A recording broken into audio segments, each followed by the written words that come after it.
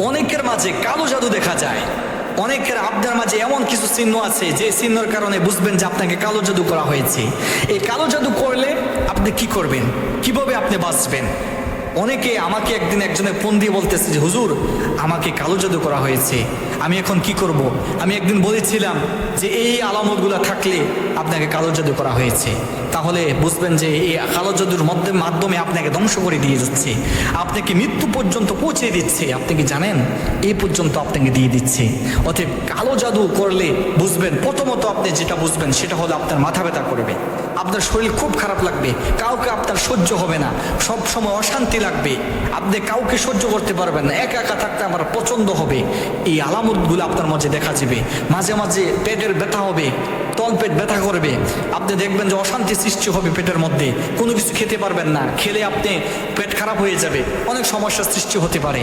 এটা খুব খেয়াল করবেন। যদি আপনার মাঝে এই সমস্যাগুলো দেখতে থাকেন তাহলে বুঝবেন যে আপনাকে কালো জাদু করা হয়েছে।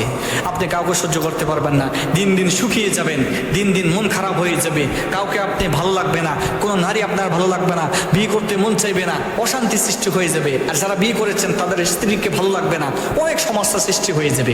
যদি এগুলা দেখেন তাহলে বুঝবেন আপনাকে কালো জাদু করা হয়েছে।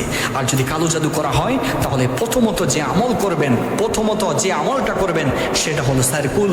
সারকুল বলা হয় সূরাতুন নাস, সূরা ফালাক, সূরা ইখলাস, সূরা কাফিরুন। এই চারকুল পরে আপনি এভাবে হাত নিবেন, হাতের মধ্যে এভাবে ফু দিয়ে ভালোভাবে আপনার শরীরে মেসেজ করে দিবেন, ভালো করে মেসেজ করে দিবেন। এভাবে যদি আপনি আমল করতে থাকেন একদিন দেখবেন কালো জাদু আপনার কেটে যাবে। যদি না কাটে আরেকটা আমল আপনাদেরকে বলে দিচ্ছি, সেটা হলো সূরাতুল বাকারা। সূরা বাকারা তেলাওয়াত করবেন। যদি সূরা বাকারা নিজে তেলাওয়াত করতে না পারেন তাহলে মোবাইলের মাধ্যমে বা স্পিকারের মাধ্যমে যে রুমের মধ্যে আপনি থাকেন সেই রুমের মধ্যে সাউন্ড দিয়ে বাজিয়ে দেন। এভাবে আপনি আমল করতে থাকেন, আমল করতে থাকেন, দেখবেন এক সময় কালো জাদু আপনার কেটে যাবে। রব্বুল আলামিন আমাদের সকলকে এই কালো জাদু থেকে হেফাজত করুন।